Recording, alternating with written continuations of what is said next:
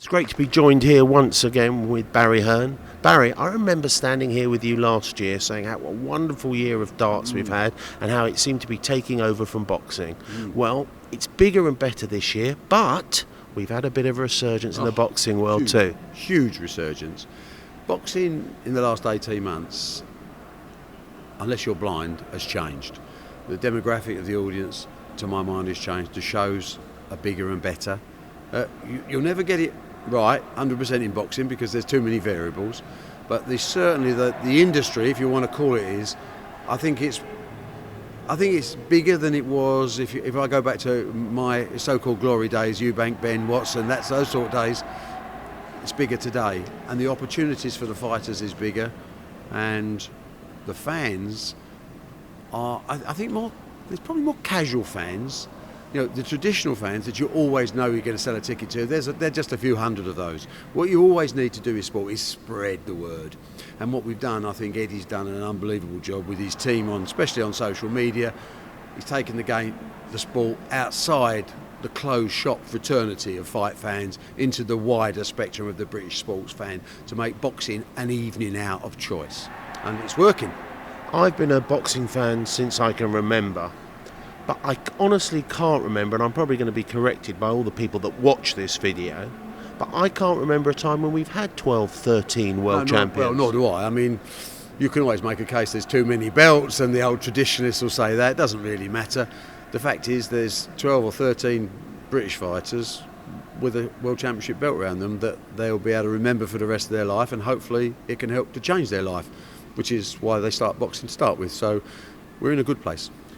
Is there one moment of boxing this year, in the last year, that sort of sticks out above all else for you?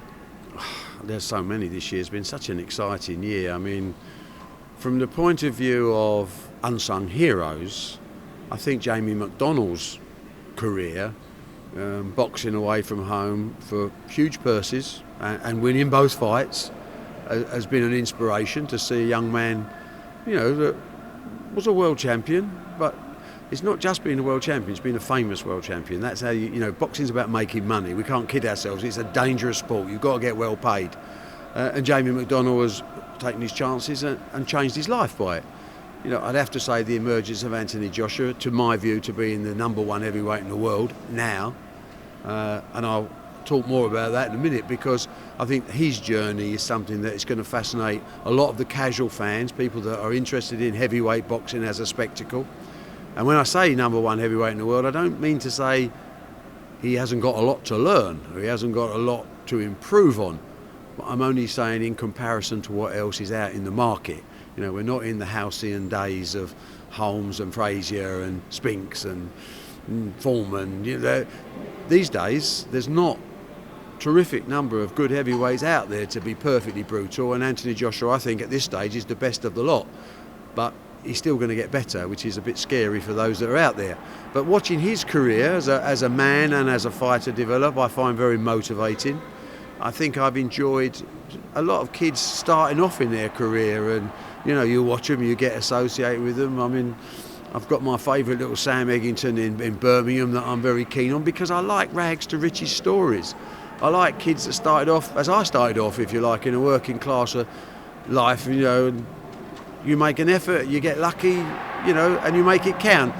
It changed my life, and I think boxing can change people like Sam Eggington's life, and that's the only way I can justify two human beings trying to knock 7 kettles out of each other, because it is a dinosaur of a sport by definition.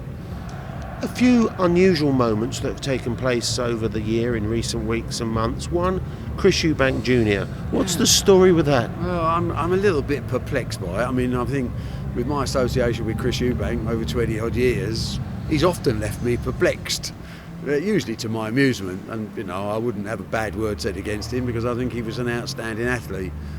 Now, whether he's going to be an outstanding boxing mentor, advisor, manager, whatever, remains to be seen. I was quite excited when Eubank Jr. joined us, because I thought it was rather nice that I used to look after his dad, and now my son's looking after his son.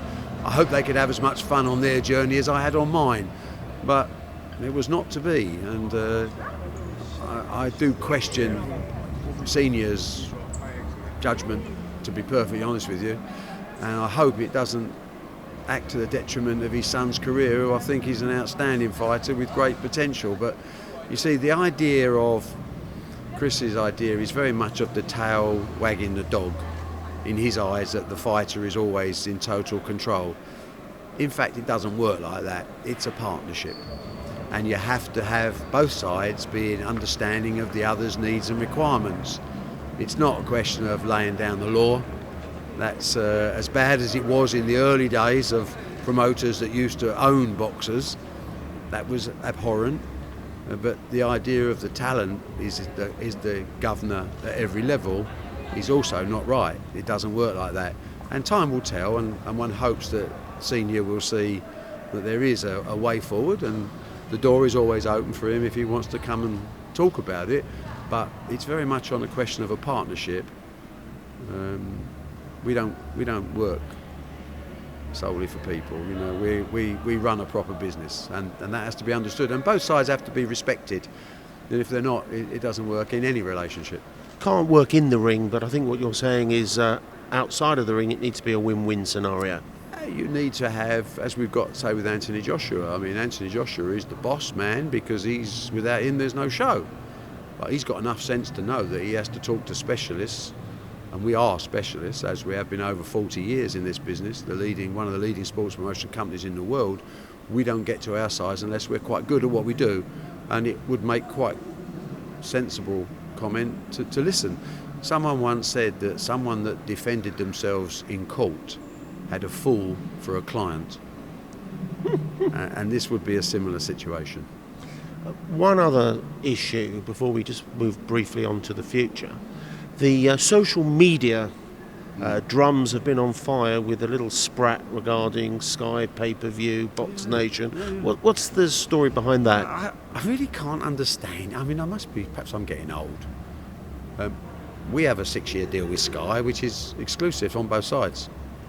Sky Sports. There is a Sky box office. I think Prime Time have been on it for some time, and you know, that doesn't really affect us. Mr. Warren seemed to think we weren't actually telling the truth when we said about exclusivity. Well, I'm sorry if we didn't give it the full title, but you know, we are exclusive, and Sky are exclusive to us on Sky Sports, and that's the end of the story. You cannot get on Sky Sports box office unless you're with us, or unless we're involved in the show. We were involved in Klitschko Fury on the same basis, and we will be involved on the rematch of Klitschko Fury on the same basis, if indeed it goes on Sky Sports box office. So anyone is allowed to go onto a box office platform, which is just part of their platform. And the very best of luck, because Primetime tried it over a number of occasions, and of course it never worked. So I really don't understand all the fuss. We know where we are, we know our position. We've engineered a fairly dominant position in the world of boxing, as you'd expect, because that's what we're in business to do. And we hope we won't abuse our position, and we'll service our client, and our client is Sky Sports. Going on to sort of the future, one of my next questions, as you always do, you preempt it, which was the Fury rematch. Is that going to happen? Do you believe that match will happen? Yeah, I think it should happen. I mean, I think Fury, you know, astounded a lot of people, myself included, by winning. But I thought Klitschko was very poor. And if the same Klitschko turns up, then Tyson Fury will win again, quite clearly, and may win easier than that. But they have a rematch clause. I understand they're looking at dates and venues, and they're obviously talking to us at Sky about, you know, what type of date suits our schedule, because, you know, the example we always give, and although I won't bore you with it, is just like running an airport terminal. You know, you have to land at the time the landing field's ready for you, and the landing field in this case is television. So the negotiations are predominantly with television. Once they have a date that maximises their revenues for that fight, then I'm sure they'll have a fight. And I think Tyson Fury wins again if the same Klitschko turns up. Do you believe the same Klitschko will show up? I'm not sure he can change now. I think he's shown his card. He didn't cope at all with fighting a man who was bigger than him and who had ambition. And the Fury camp got their tactics just right. I think they upset him a little bit beforehand. he looked to me like a bully that had finally been backed into a corner by a bigger man. And usually that's the same result next time as well. Now, whether he had something affecting his performance, then possibly he could change his style of fighting. But, you know, he'll have to throw more than 5 or 6 punches in an entire fight if he wants to seriously be competitive. Now, just moving further on, 2016, we're in it now, I can't say next year. To all the people that are massive fans of the sport, massive fans of some of your boxers, give us a few tidbits of what they can look forward to this year. I think you've got to stay straight away. I mean, we're starting off at the end of January with George Groves, who I still think has got some life left in him. You know, I've been critical of some of the way George has gone about his career as well, but my opinions don't really matter because Eddie makes the decisions, I'm out of it, but I'm an interested party. But I still got a feeling for George Groves to do something. So he'll be one to watch. The Quigg Frampton fight is an absolute barnstormer. I mean, I'm a big believer in Scott Quigg's ability, but at the same time, let's be honest, Carl Frampton's a great boxer as well. But these are the type of fights that get people hooked on boxing for a long time because it will be a classic. And if it is a close fight, I wouldn't be surprised to see a rematch because I think those two are made for box office, made for pay-per-view, and I think they'll make a lot of money and they'll deserve every penny. Elsewhere, obviously, Joshua is back in action on April the 9th at the O2. Eddie's working on a few little deals there that's going to excite a lot of people, which I'm sworn to secrecy on, so you're not getting that.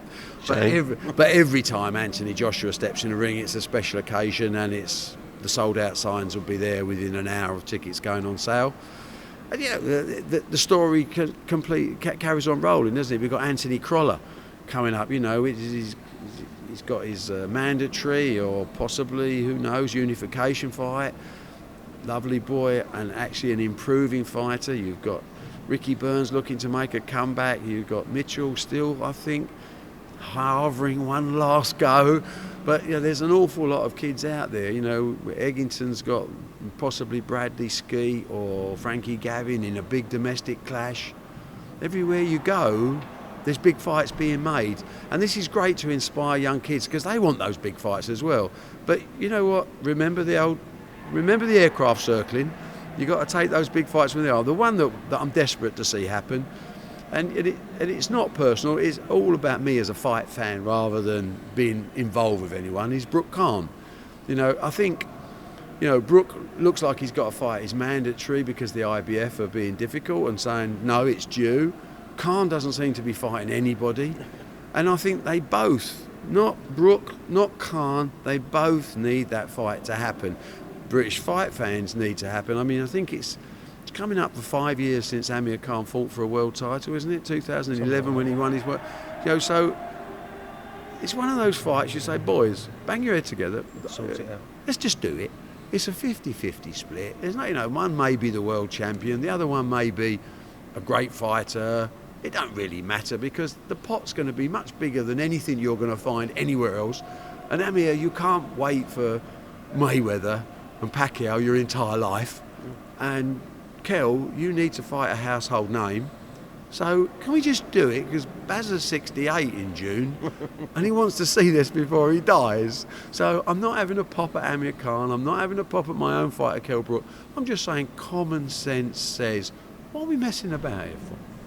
From the William Hill PDC World Darts Championship, this is Robert Waterman with a very elucidating Barry Hearn. Thanks. Thanks, Robert. Cheers, mate. Happy New Year. Always good. Same to you, boy. Thank you.